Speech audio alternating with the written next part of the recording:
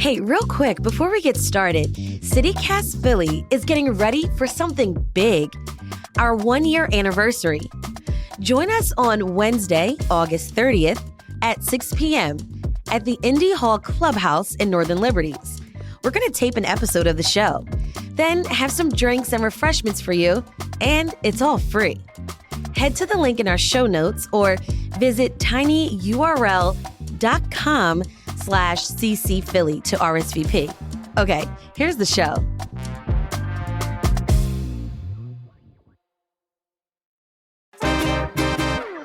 Today on CityCast Philly, it's the Friday News Roundup. We're talking about a plan to redevelop the North Philadelphia train station site, what one group's opinion is about the Sixers stadium plan, and what the city's mayoral candidates have been up to. It's Friday, August 25th. I'm Trinae Nuri, and here's what Philly's talking about.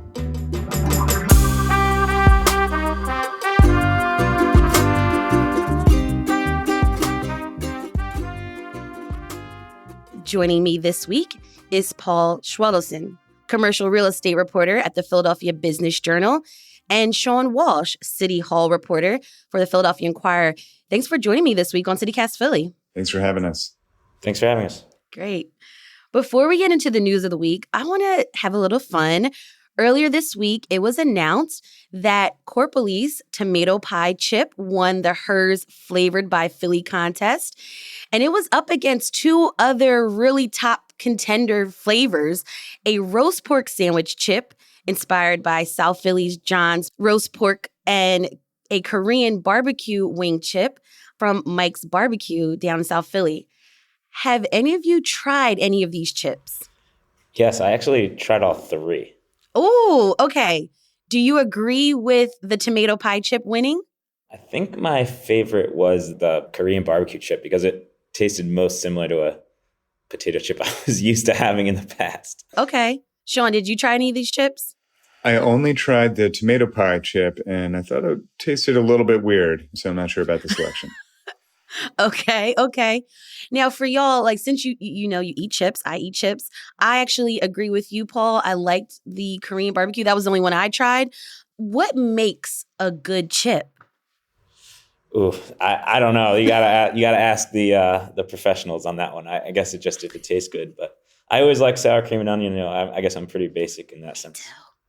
I like that too, but it's got to have a nice coating. Like, generally, I think a good chip for me has great seasonings and great coating on both sides. What about for you, Sean? I think what makes a good chip is if you can pair it with a Coke or a beer. Nice. Okay. Got to balance each other out. Nice. I like that. All right, Paul, I want to start with a story that you've covered this week. So developers have their eyes set on the vacant lot at the North Philadelphia train station, and that's near Broad Street and Glenwood Avenue, where Amtrak and SEPTA both use this stop. And it's been, as long as I've known this lot or this particular area, it's been vacant for some time. Paul, can you describe what the space looks like for listeners who are unfamiliar? Yeah, well, it's a pretty big property. It's 5 acres, includes a vacant building as well. There were plans in the past, and going back in the around 2018, 2019, to develop it. That never worked out, never came to fruition. Like you said, it's just pretty much mostly empty parking lot next to this train station. Yeah. And also for people to understand, it's also in between Temple University main campus area and right near the hospital medical campus. Paul, I'm curious, what do developers plan to do with the site? Yeah, so right now they are in an exploratory type of mode for the next 6 to 12 months. But a really important thing to keep in mind is that the two developers that partnered on buying the property and that are planning to develop the property is Shift Capital from Philadelphia and Essence Development from New York.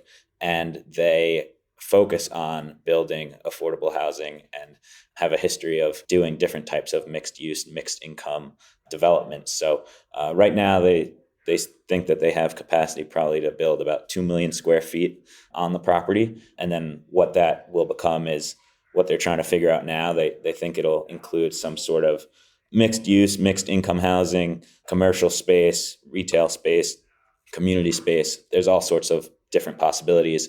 But the fact that they do have that history of focusing on affordable housing lends itself to the idea that will be a big component of it. And then obviously the potential for an anchor type of institution, whether that's meds and eds or something else, some kind of maybe big employment center, again, playing off that idea of a mixed use, big type of opportunity with the space. Obviously it's 5 acres and it's so close with so much accessibility with public transit.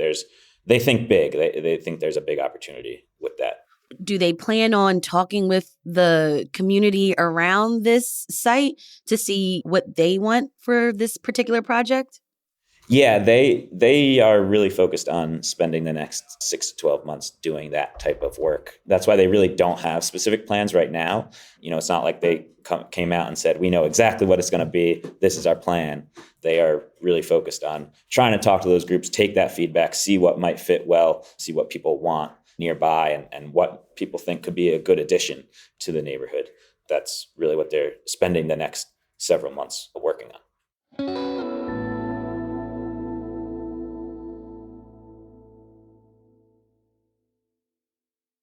Sean, Paul, we have all been following the Sixers arena plan and the back and forth and all the different angles. Who wants it? Who doesn't want it? Sean, you've covered this story that has a different angle. A Philly-based group of architects and designers have come out against the plan. Now, Sean, not only did they say they don't approve, but the group said that it would make matters worse. What's happening here? Sure. The group is called the Design Advocacy Group, and they count about 2,100 members, like you said, of architects and design professionals.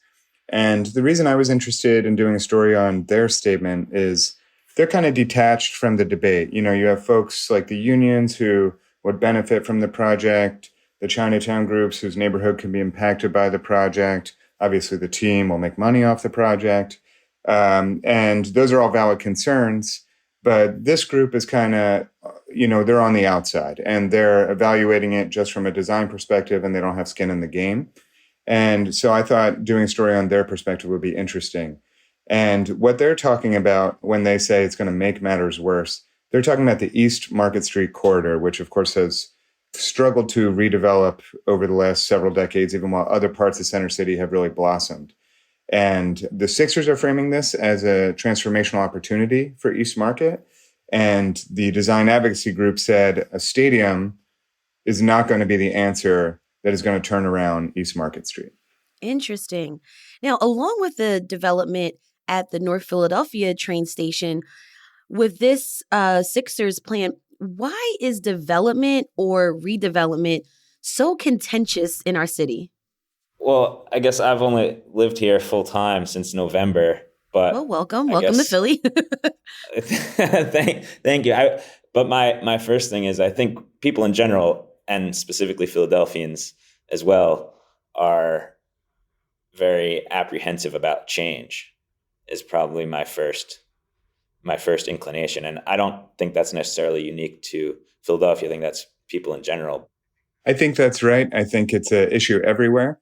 And perhaps it's a bigger issue for local government. And that's the government that the people, interact with most, because that's the thing that local government can control. They can't control whether certain things are illegal or not, if they're state crimes. They can't control federal taxation and redistribution of wealth on a broader level, but they can, clear the zoning approvals that are needed to build a stadium. And I think that, folks in neighborhoods are probably pretty good judges about whether or not a certain type of development is meant to benefit them or their community.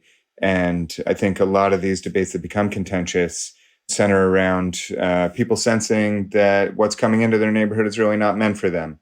And that, I think, spawns a lot of the debate that you have in gentrifying areas like around University City. That's a little bit different, I think, than the issue of building a stadium or an arena in Center City. And that is seen more as a citywide issue.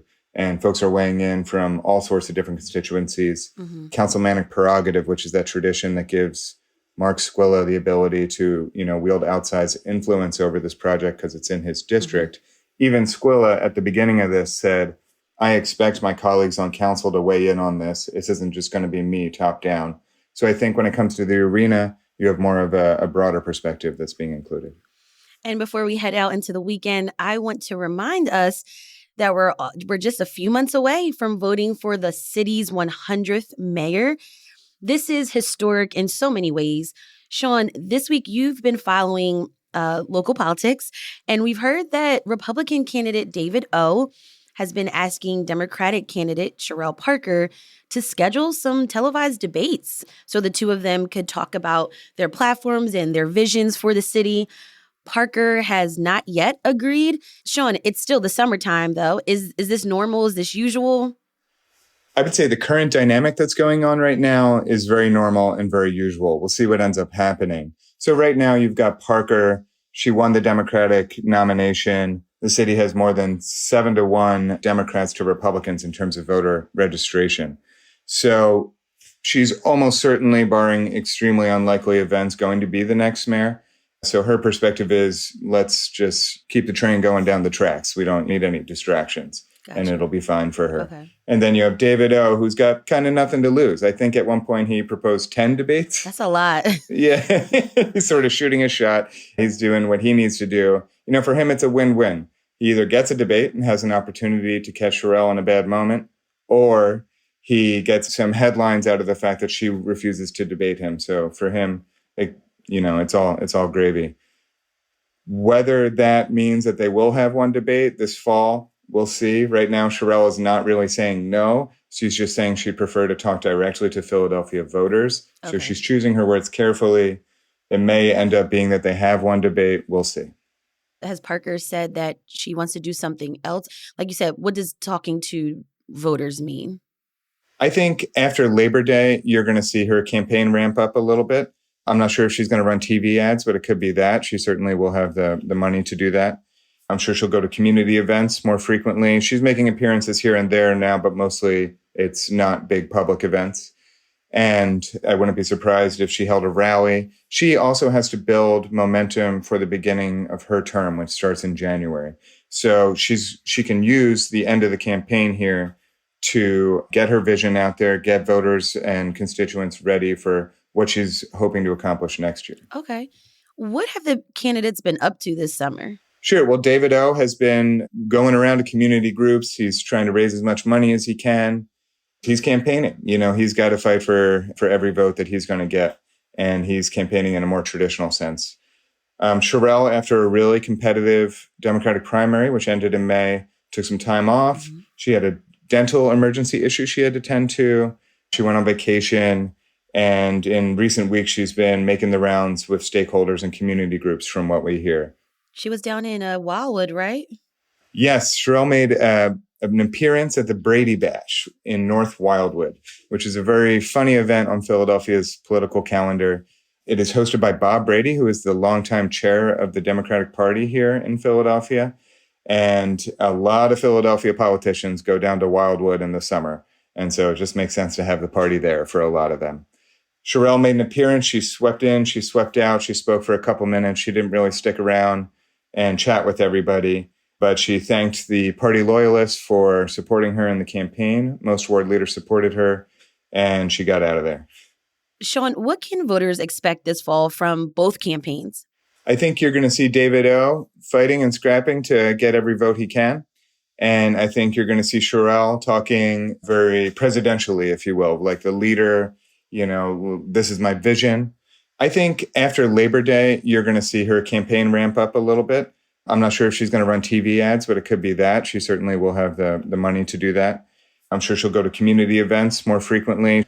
And I wouldn't be surprised if she held a rally. She also has to build momentum for the beginning of her term, which starts in January. So she can use the end of the campaign here to get her vision out there, get voters and constituents ready for what she's hoping to accomplish next year. All right, that was Sean Walsh, City Hall reporter for the Philadelphia Inquirer, and Paul Schwedelson, commercial real estate reporter at the Philadelphia Business Journal. Thanks so much for joining me on CityCast Philly. Thanks very much. Thanks for having us.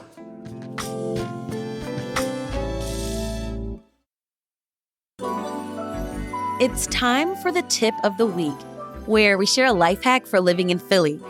If you're looking for something fun this weekend, go to the movies on Sunday to celebrate National Cinema Day. Several Philly theaters are offering $4 movie tickets. Now, that's a great deal. Also, check out the Hey Philly newsletter list of best movie theaters in the city. If you have a tip of the week, we'd love to hear from you too. Call or text us at 215-259-8170.